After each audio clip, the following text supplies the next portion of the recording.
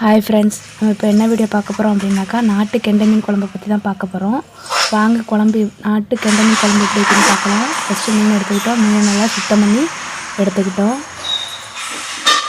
அதுக்கு தேவையான பொருள் பார்த்திங்கனாக்கா வெங்காயம், கருவேப்பிலை, பூண்டு, தக்காளி, பச்சை மிளகாய், புளி கரைசல்.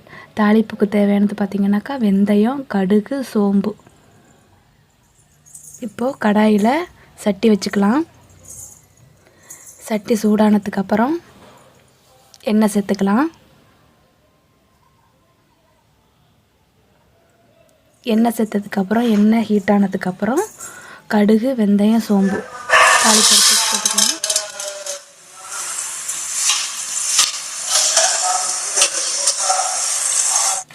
கடுகு, வெந்தயம், சோம்பு எல்லாம் நல்லா பொரிஞ்சிருச்சு. அதுக்கப்புறம் தக்காளி சேர்த்துக்கலாம்.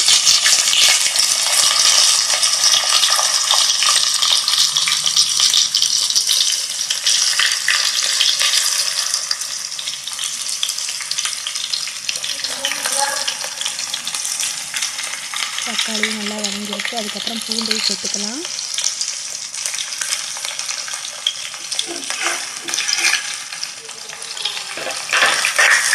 இப்போ பூண்டு வெங்காயம் நல்லா வதங்கட்டும்.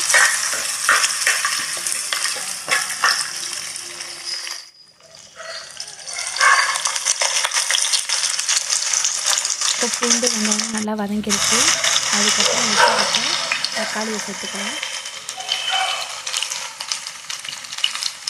கருவேப்பிலை, பச்சை மிளகாய், தக்காளி மூணும் சேர்த்துக்கலாம்.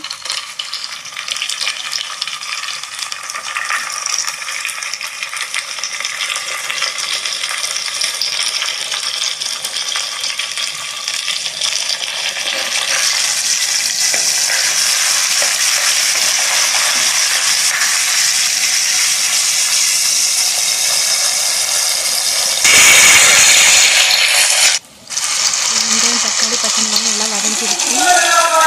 புளி கரைசல் எடுத்து ஊற்றிக்கலாம்.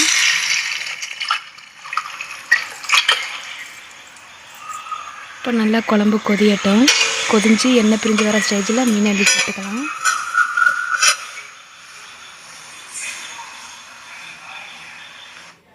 இப்போ குழம்பு நல்லா கொதிச்சிருச்சு. மீனை சேர்த்துக்கலாம்.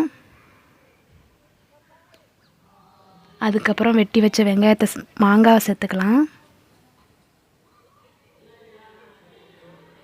மீனும் மாங்காயும் அரை வேக்காடை வேகட்டும். அதுக்கப்புறம் அரைச்சி வச்ச தேங்காய் விழுதை சேர்த்துக்கலாம்.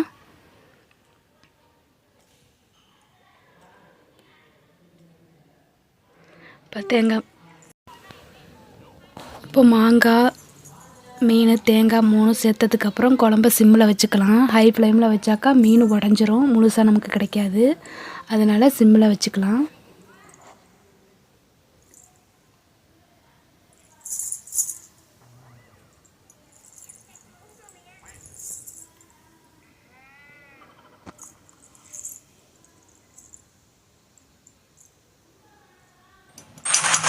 பாருங்கள், இப்போ மீன், மாங்காய் எல்லாம் வெந்து குழம்பு நல்லா கொதித்து எண்ணெய் பிரிஞ்சு நல்லா சூப்பராக நமக்கு நாட்டு மீன் குழம்பு கிடச்சிருக்கு.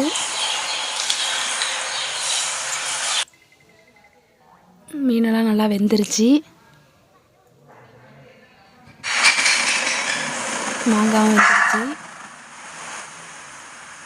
இப்போ நல்லா குழம்பு கொதித்து எண்ணெயெல்லாம் பிரிஞ்சு வந்துருச்சு. இப்போ லாஸ்ட்டாக குழம்பு இறக்கிக்கலாம்.